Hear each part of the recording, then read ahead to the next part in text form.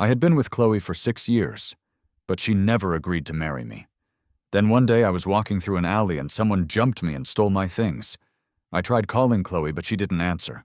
Later she called back and said she was in another country, and that Ryan was just her assistant there. She thought someone might be following him, and it was dangerous. She also said I had been pressuring her for years, and she would marry me when she got back. Then she hung up. Not long after that, I was killed in an alleyway overseas.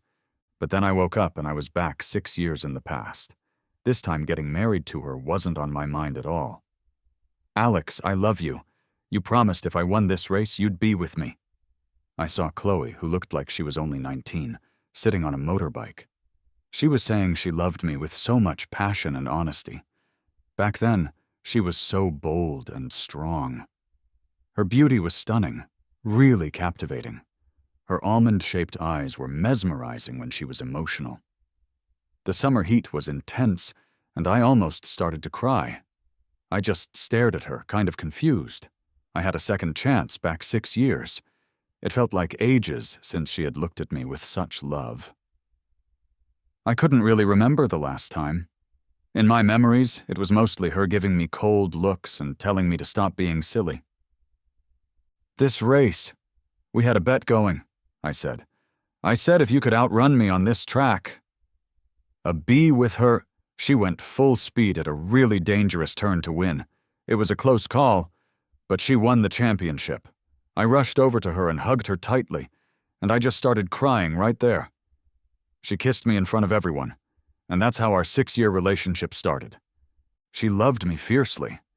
If anyone said anything even a little mean about me, she would practically fight them. Racing was my passion, and she would fall and get back on her bike over and over just to talk to me. Once my coughing from being around secondhand smoke made her quit smoking altogether. Whenever I was around, no one dared to smoke. Everyone who knew her said they had never seen her love someone this much. I always thought I would be Chloe's husband. I really believed we could last forever, until she left me to die in the street for another guy. Around the 5th year, things started to go wrong. She started staying out late, and I would notice the smell of men's cologne on her. She told me she had to socialize for work and couldn't avoid it. When I brought up marriage, she would give me this look, like I was pushing her. When I suggested breaking up, she would bring me gifts and tell me how much she loved and needed me. But she said marriage was still too soon, and that she wanted to wait until her business was more stable. 5 years of memories. All the good ones filled my mind, so I gave in. But all I got was her falling for another guy, Ryan. Ryan was her assistant. She had helped him out at a bar after his dad sold him off to pay gambling debts. Ryan said he would work as her assistant for 2 years to pay back $10,000. At first, Chloe was annoyed because he didn't know anything. But then she started working overtime to guide him. Chloe even took him on a business trip to the US without telling me. I found out at a sponsored dinner. I saw her with him, and another woman was getting very touchy with Ryan. Chloe raised her hand, about to slap the woman, but then she calmed down. "Don't worry, you're safe with me," she told Ryan. Ryan asked if she would protect him forever. Chloe didn't answer, but then she saw me at the end of the hallway. I clenched my jaw, my mouth tasted like blood, and my heart ached. That's when I knew she could care so much for another man. I was pretty sure from the beginning there was something special about him. Chloe wasn't perfect. She was more of a fierce protector. She could smile sweetly while also being tough. I turned away, left quickly, and drove like crazy.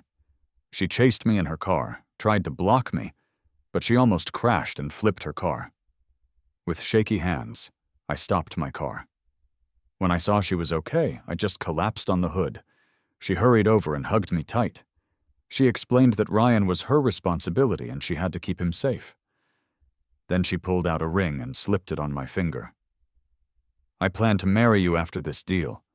Surprise you with something big." But then she chose Ryan over me on a phone call and left me in the street. Ryan sounded panicked on the phone. "Boss, someone's following me. I'm scared. Is it someone you've upset?" Then the line cut out. Chloe said she had things to handle and told me to head back. She drove off, leaving me in her dust. Then I got a text from Ryan. It was a picture of a ring and a note saying it was an apology to a customer, and he had swapped the ring for a necklace 3 months back. The ring I had was just a fake. All the talk about marriage was just sweet talk, like putting a bandage on broken promises. No wonder the weddings kept getting postponed. I confronted him. "Weren't you in danger?" He replied, "Is Chloe coming back? She's already rescuing me, right? You think 6 years together gives you the right to control her? I was just testing her. When I hugged her, her heart was pounding. She's into me, saying she's tired of you. I'll tell you all the details eventually." I never had the chance to go back. Someone covered my mouth and dragged me into an alley. There were 2 foreigners there. They told me to hand over everything valuable I had. After I did, they looked at me in a creepy way and started touching me. I struggled, and in the chaos, my phone fell to the ground. I pressed a speed dial, not even sure who I was calling. The moment it connected, I heard Chloe's annoyed voice. He was just my assistant. But out there in a foreign land, she was worried someone was following him. "Very dangerous," she said. "I can't breathe. I'll marry you when I get back, all right then?" Then she hung up, and I didn't have the chance to make another call. One of them covered my mouth again while the other started taking off my clothes. I bit his palm and kicked one of them. They swore angrily. I felt a knife slice my throat, blood gushed out, and I died there in the alleyway in a foreign country. But then I was reborn 6 years ago. This time I didn't want to marry her. As I looked at her smiling eyes, I didn't feel any excitement. My gaze was cold. This time, even if it killed me, I wouldn't let her win the race. Chloe seemed stunned by my words, and all the cheering around us went silent. I put on my helmet and focused on the road ahead. The only thing on my mind was winning. I couldn't make the same mistake with her again. As the gunshot rang out, I sped off like an arrow. Chloe's car stayed right beside me on my left, not letting go. Soon, we reached a narrow turn, only wide enough for one vehicle. In my previous life, my feelings for her had held me back here, but not this time. I accelerated without hesitation. I heard people saying I was crazy, going so fast at such a dangerous corner. I must have become ruthless towards Chloe. This move gave me a big lead, and Chloe, forced to slow down, crashed off the track. I quickly crossed the finish line. Chloe got back on her feet, but her car was totaled. Holding her injured shoulder, she stared at me calmly. I flipped her off, picked up the trophy, and left without looking back. She hobbled after me, pulling on my hand. Her face showed a mix of panic. "Do you really hate me that much? So much that you'd risk everything at such a dangerous turn just to cut ties?" she asked. "We were supposed to be together." I chuckled, shaking her hand off without any kindness. "Who do you think you are? Just because you chase me, I should agree? You lost this race. Stop bothering me, you're annoying." Chloe's face turned sour.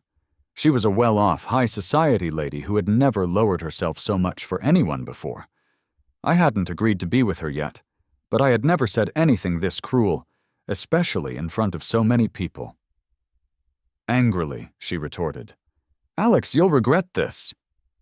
I laughed lightly and replied, "Never." I veered around her and rode off.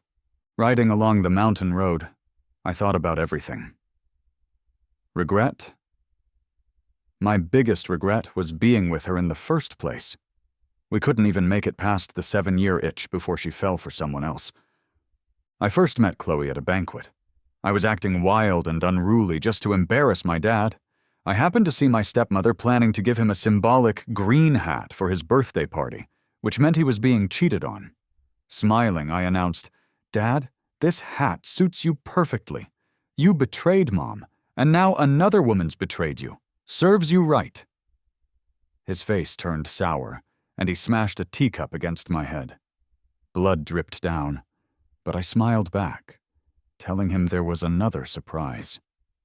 My stepmother was a former actress, but all her money came from shady deals. At that party, I played all the videos of her affairs with many men. My dad's face turned even greener than the hat I gave him. My stepmother was about to slap me when I stopped her.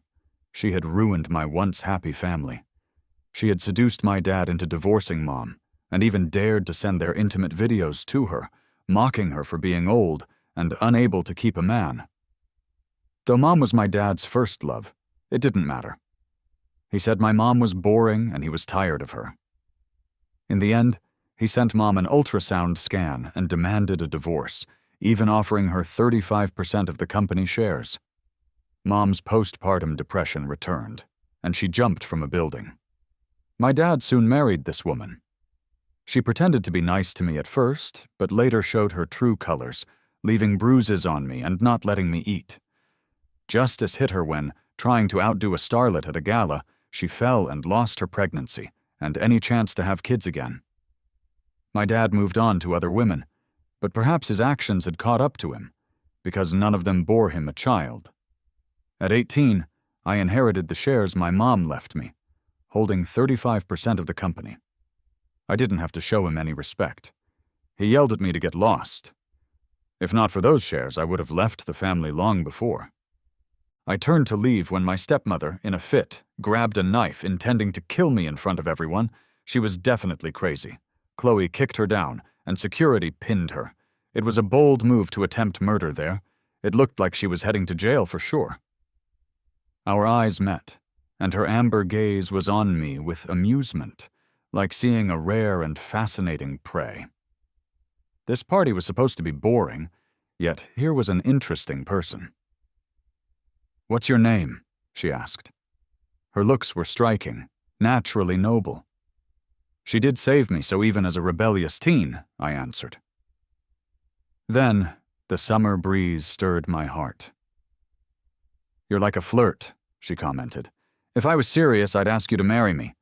But men like my dad lessen my interest," I replied. Chloe remembered it. "It's your future girlfriend's name." After that, she transferred to my school. She learned car racing when she discovered I liked it. There was this one time when she crashed her bike. Her friend Sam called me to check on her. She was lying in bed with her arm in a sling, mad that Sam had told me about it. She had wanted to show off once she got really good. Right then, that was the first time I caught feelings for her. You see, I've always been into bikes, but everyone else just tells me it's dangerous and to stay away. She was the first one who wanted to join me. She even got into a fight with another girl from our class who tried to ask me out but failed. That girl couldn't get over it, so she insulted me, saying I had no manners. The next day, Chloe showed up with a bruised cheek. Ryan told me she had fought that girl and knocked out her teeth. I never saw that girl again. She transferred schools. Chloe once confessed to me on the flag-raising platform. She didn't care about the punishment. She wrote an apology letter and showed it off, claiming it as proof of her love for me. If any guy confessed to her, she would straight up tell them she was into someone named Alex. She would brave a snowstorm to find a stand selling roasted sweet potatoes and keep them warm for me with her own body. Every single day she would ask, "Did you catch feelings today? Can I be your girlfriend?" Everyone at the university knew Chloe from University A was all about Alex. I mean, with how persistent she was, it was hard not to fall for her. Eventually, I made a bet. If she won a race, I'd go out with her. I pretended to lose, making myself vulnerable to her. I met Ryan 5 years earlier than in the last lifetime. He joined our class as a special admission due to his excellent grades. He introduced himself, and there was a hint of hatred in his eyes when he looked at me. We shouldn't have known each other unless he was reborn too. When Ryan started talking to Chloe, I couldn't help but watch. She thought I was jealous and started treating him nicely. She would bring him breakfast, which used to be my thing. She would take the water he handed her on the field and let him sit beside her, offering help. She wanted me to know I wasn't her only one. Back then, jealousy would consume me. When Ryan started at the company, I brought Chloe dinner, afraid she would skip meals and get stomach problems. I saw her closely guiding Ryan, and it stung. She hadn't looked at me like that in a long time. Ryan was confused, and she laughed, saying he was so stupid. She would explain again. It made my eyes water with envy. She had once promised to guide only me. I asked her coldly what she was doing. I glared at Ryan, saying he was hired to work, not flirt with the boss. Ryan looked embarrassed. "Don't misunderstand, Chloe," he said. "I just have questions. Check my computer if you want." She told me not to stir up trouble. "These files are needed by tomorrow. If Ryan can't do the job, we don't need him," Ryan pleaded, worried about his dad's reaction if he lost his job. Chloe, annoyed, dragged me away. That night we argued over Ryan for the first time. I said my gut told me his intentions were off. She said I was paranoid. Finally, she promised to let her assistant teach him, and even showed me surveillance footage. Yet now, I felt strangely calm. I closed the book I was reading and walked out, hearing her kick a chair and curse at Ryan. "Leave me the hell alone! If you can't understand, ask a teacher. I'm not obliged to help," she yelled. Ryan followed me into the bathroom, smirking. "Hey, Alex," he said. I wasn't interested in chatting and tried to leave, but he blocked my way. "Stop pretending," he said. "You recognized me the moment you saw me. You're back too, Alex. Just like last time, you won't win." He then started telling me how Chloe left me for him in our past lives. On Valentine's Day, he called her, saying his father had hurt him again. She drove to his home, taking care of his father and offering money to keep him away. That explained why she rushed off after a call and came back with a bruised hand, claiming work issues. On our 6th anniversary, Ryan called about a storm, and old fears of his father's abuse resurfaced.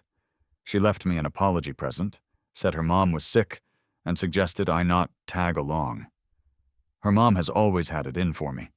She thinks I did something outrageous at my dad's birthday party. In her eyes, I'm wild and uncontrollable, not a fit for the Liu family. Apparently, they need a son-in-law who's obedient.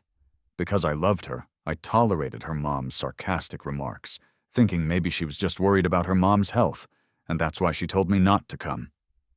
But there I was, sitting alone with a table full of cold food I had painstakingly prepared, trying to figure out how to really get her mom to accept me. Meanwhile, she was comforting some other guy, whispering sweet nothings. Turns out she cheated multiple times, giving what used to be her favoritism towards me to another guy without hesitation, claiming to love me while showing care for him. Absolutely disgusting. He recounted his story with a satisfied grin, hoping to see sadness or anger in my eyes. Even after literally dying once, knowing all this betrayal still stung. I calmly wiped my palms, trying hard to keep my face neutral. Not everyone treasures trash forever. If you like that kind of garbage, keep it locked up. But it's a shame she doesn't seem interested in you now. Ryan suddenly flipped out, throwing himself on the ground, slapping his own face until it turned red, messing up his uniform, and tearing at his hair. He looked at me with a twisted grin. "Then if you bully me because of jealousy, what will people say? You already don't have the best reputation. People won't believe you. You're destined to lose to me." I just watched him, unimpressed by his antics. Even being reborn didn't seem to clear his head. If anything, he got more foolish. All this fuss for a woman like that? Totally not worth it. Rumors spread wildly at school about me bullying Ryan. The school forum said I was two-faced, refusing Chloe's advances but attacking any guys that got close to her. Teachers called me in to talk, worried about the school's reputation since Ryan got admitted based on his grades. Thanks to my family's background, all the backlash was just whispers behind my back. Most couldn't afford to openly offend Alex. Until one media outlet exposed my deeds. They used a censored photo of Ryan with bruises on his arms, back, and legs, crying for help, claiming to fight someone so powerful he was trapped. Then more people who secretly disliked me came forward, saying a bunch of nonsense about me being a serial bully. They even produced a picture of me supposedly hitting someone, claimed I race cars recklessly and crashed into someone, resulting in permanent disability. They even dragged up an incident where my stepmother attacked me with a knife, twisted it to make me seem like such a rebellious nightmare, even my parents had to resort to violence. The internet blew up. My personal info got leaked, comments popped up everywhere, people sharing their own bullying stories, blaming people like me for their lifelong trauma, saying things like, "Rich folks think they can get away with anything. Authorities better step in. This kind of scum shouldn't ever go to school again. Record it on their file." I was public enemy number 1. Everyone at school gave me suspicious and disdainful looks. Right after this exploded, Chloe approached me. She didn't care if I actually bullied Ryan. At first, she was happy, thinking I targeted Ryan because of her. She held my hand tight, asking if I cared about her. "Fake," I said. "I never laid a hand on him." She froze for a second, then looked at me like she was a savior. "Alex, the situation's already out of hand. No one's gonna believe it's fake, even if you say it. I can help squash all those stories, just as long as you're nice to me." "No way," I replied coolly, with just 3 words. Chloe seemed hurt by my attitude. Her eyes reddened slightly, looking all pitiful. "I've been so good to you. Even a stone would warm up by now. Alex, you have no heart. Why can't you just give it a shot?" "No need, because I've already tried. I lost terribly." Over the years, her love had faded, while mine only grew deeper. She once looked at me like a treasure, telling me she couldn't wait until we were old enough to marry so I could be hers forever. But when we actually could get married, she said nothing about it.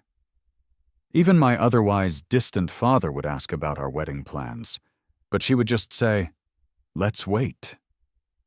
I became sensitive, compromising again and again, turning into what I hated, someone so unlike myself. I shrank from facing the unfixable cracks in our relationship. Watching her desperately try to mend things, I kept making excuses for her in my head, hoping she would change because she had loved me once. I let those once sweet memories soften me, forgiving over and over, ignoring the signs of her betrayal. In the end, I paid 6 years of my life and even my life itself. No need to keep making the same mistakes. She looked at me, love lingering in her eyes. I won't give up so easily. Just when Ryan was gleefully planning to get me kicked out of school for good, I called in all the media, agreed to a personal interview, and brought in people involved in those incidents to explain everything, except my stepmother, since she was still in jail. About that picture of me supposedly hitting someone, well, they came at me first for money. I merely defended myself, which is why they ended up on the ground. The person themselves came forward to clarify. At that time, the guy's grandmother was sick. I loaned him money, and he realized extortion was wrong. Now, post-reformed from juvenile detention, he's working security at my company. I gave him a job and helped save his grandma, and he is grateful for that. The racer they said I crippled personally cleared things up, too. His car malfunctioned and almost skidded off the track into a cliff. I was just stopping a car. If it weren't for me, he might not have just ended up injured. He could have died. I didn't replay the video of my stepmother. After all, we're students, and it's not for kids to see. I only shared the apology letter she sent me, where she admitted to how she used to abuse me. She was in the wrong. Going to jail was what she deserved. The reason she wrote the letter was to ask me for a forgiveness letter. Of course, I didn't write one. Once the media saw I had cleared things up, they quickly shoved microphones in my face. They asked, even if other stuff was just rumors spread by netizens, the school bullying incident is real, right? The person involved is also from your school. If it were fake, you'd probably have that person clear things up, just like you did with these folks, right? Right then, Ryan stood not far away, watching me, his eyes full to the brim with resentment. I pointed in his direction, telling them, "He's right there. Why not ask him yourself?" Ryan never wanted to miss a chance to perform. He immediately teared up. "I don't know what I did wrong. I just asked Chloe for help with a question. Because I'm poor? Does that mean I deserve to be looked down on? Alex, if you're bullying me out of jealousy, what will people say? Anyway, you don't have a great reputation. No one would believe you. You're destined to be my loser." I played a recording on my phone of him saying this to me in the bathroom. There were no cameras there, and the injuries on him were self-inflicted. Later, he didn't expect me to have a recording. He should have known I could get my stepmother's video when I was 18. The day he was following me, I had already secretly turned on my phone to record our conversation. I didn't clear things up at first because I wanted to see how far he would go. The more he escalated things, the worse it would be for him. In the end, Ryan stood there, shocked and crying. Then, a man suddenly burst through the crowd, wearing a tattered plaid shirt with hands full of cracks. He slapped Ryan hard across the face. "You ungrateful boy! Where have you been all these years, leaving me to fend for myself?" Ryan's eyes showed infinite terror as he called out shakily, "Dad?" Turns out this was his father, who always abused him. "I'll beat you!" the man yelled. "Your mom ran off with another man when you were 3. You look just like her with that nasty face. And now you have the nerve to run off too? Think getting into a good college means you can abandon me?" The man cried hysterically about how hard it was to raise Ryan alone all these years. Now Ryan wanted nothing to do with him. The media watched, not intervening, swarming like vultures, taking photos. Ryan, who moments ago was in the spotlight, was now frantically trying to get away from the cameras, screaming for them not to take pictures. The man tried dragging Ryan home, saying his grandma was bedridden with worry. Ryan broke free, grabbing my hand. In front of everyone, he knelt and begged, "Help me! I won't compete with you anymore. I can't go back." I looked down at him calmly, asking, "When you recorded that video accusing me of bullying you, didn't you think about this moment? I'm not a saint. Why should I repay evil with good?" He broke down, tried to hit me, but Chloe kicked him down to the ground. No longer able to hold back, he screamed, "Why is this happening? I just wanted to be with you sooner. You told me you were tired of Alex. You said if you met me earlier, you'd choose me." Chloe, with her once loving eyes now cold, looked at him and spat. "Psycho." I regarded him sadly. I didn't hate him because even without him, there would be others later. He just happened to show up at the wrong time. He thought he was special to Chloe, not realizing he was just someone she hadn't secured yet. I was her first love. How could a pursuer compare to a man out of reach? Given the chance to start over, he foolishly chose to approach this too early. His father dragged him out of the campus, the photographers close behind. Chloe looked at me, telling me she was the one who brought Ryan's father here so he could never bother me again. I scoffed at her. "You're so low. You planted those media stories, didn't you? Apart from you, who else in North City would dare mess with the Alex family?" She tightened her lips, looked at me in silence.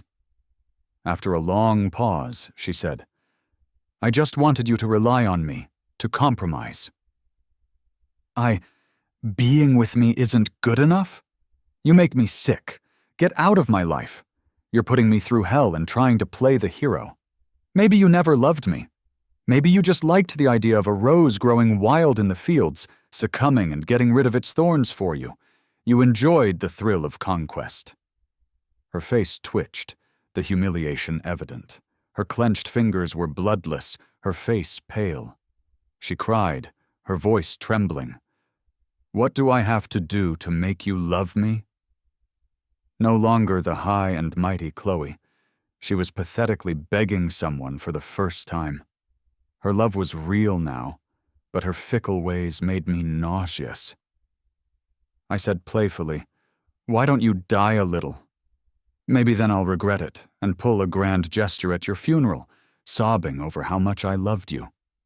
After saying that, I turned and walked away without looking back. I applied to be an exchange student. I was done with this endless back and forth with Chloe. The day it got approved, I was kidnapped. I woke up in a deserted villa and saw Chloe, who I hadn't seen in days, now emaciated. She no longer looked carefree and was painfully sinister. I glared at her coldly, my eyes filled with hatred I had never felt before. She lifted her hand to touch my eyes, her voice full of something heavy and choked up. "Alex, don't look at me like that. It hurts my heart."